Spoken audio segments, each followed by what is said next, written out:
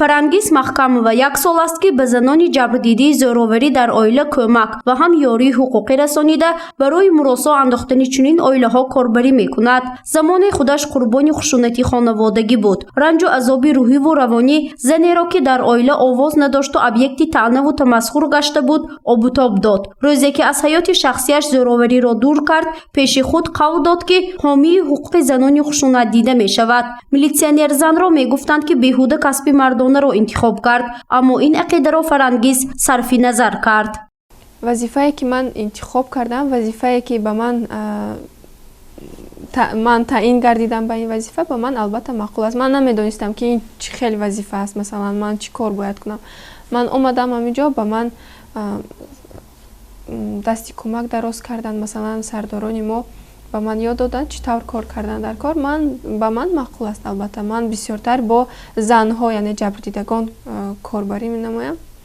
имрӯз вазифаи пурмасъулиятро Фарангиз Махкамова ба дӯш дорад. Дар коргоҳ намояндаи ҳифзи ҳуқуқ, дар хона бошад кадбону.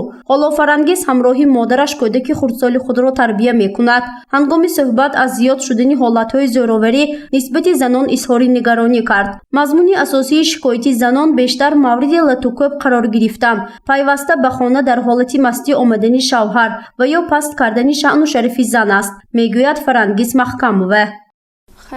муроҷиат мекунанд. Бисёри занҳо масалан кӯдаки майда дорам. Ман шахсан худам кӯдаки майда дорам. Ман дарди онҳоро мефаҳмам, дарди онҳоро ҳис мекунам. То ҳол масалан ман вақти корӣ мушкилоти онҳоро ҳал мекунам.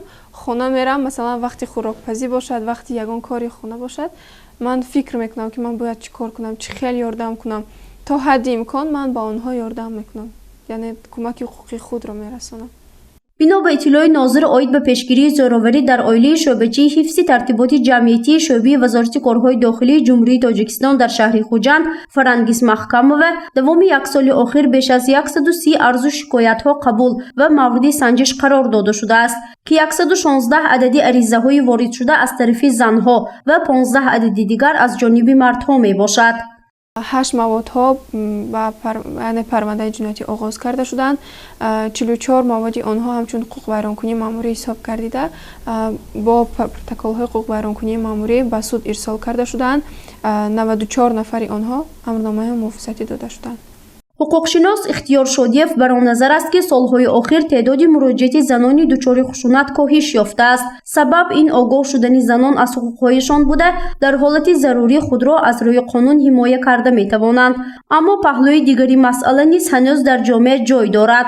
Занон ба хотири нигоҳ доштани оила дар ҳолати гирифтори зӯроварӣ гаштанашон ҳам ба мақомотҳои дахлдор муроҷиат намекунанд ва мушкилоташонро пӯшида нигоҳ медоранд. Дар ин маврид ҳомиёни ҳуқуқ мегӯянд ки ягон шахс ҳуқуқи расонидани зарари ҷисмонӣ ва латукӯб нисбати зан ва ё дигар аъзои оиларо надорад. ин рафтор ҳатман паи худ ҷавобгариро дорад. албатта худи ин зӯроварӣ як кирдори номатлуб аст ки он шахсе ки худро ҳурмат намекунад, қонунро намедонад, қонунро ҳурмату эътирофи риоя намекунад, ба ин кирдори номатлуб даст мезанад. он шахсе ки қонун намедонад, амал мекунад, ҳурмат мекунад, ки худаша ҳурмат мекунад, нисбати дигарон ин кирдори номатлуб сазо намебинад ва риоя кардани ҳуқуқи озодии инсон низ ин эҳтироми риояи ҳуқуқи озодии дигарон аст. маълумоти омории раёсати Вазорати корҳои дохилии Ҷумҳурии Тоҷикистон дар вилояти Суғд оид ба зӯроварӣ ва хушунат дар оила 9 моҳи соли 2021 68 ҷиноятҳои вазнин, аз ҷумла 10 одамкушӣ, 7 ҳолати расонидани зарари вазнин ба саломатӣ, 18 зарари миёна, 6 ҳолати зарари сабук, 21 адад расонидани азобу уқубат дар заминаи муноқишаҳои оилавӣ. дар қайди раёсати Вазорати корҳои дохилии Ҷумҳурии Тоҷикистон дар вилояти Суғд 686 оилаҳои ноустувор таҳти назорат қарор доранд. бино ба гуфти масъулин, ҳарчанд оиди пешгирии чунин ҳолатҳо корҳои фаҳмондадиҳӣ ба сокинон ба роҳ монда шуда бошад ҳам, то ҳол теъдоди зӯроварӣ нисбати занон ва хушунат дар оила зиёд ба назар мерасад. дар ҳамин ҳол равоншинос Раъно Ҳоҷибоева мегӯяд ки ин амалҳо ба фазои оила ва тарбияи кӯдакон таъсири ҷиддӣ мерасонад, зеро зӯроварӣ ва хушунат нисбати занон нобаробарии гендерӣ ба ҳолати равонии шахс бетаъсир намемонад.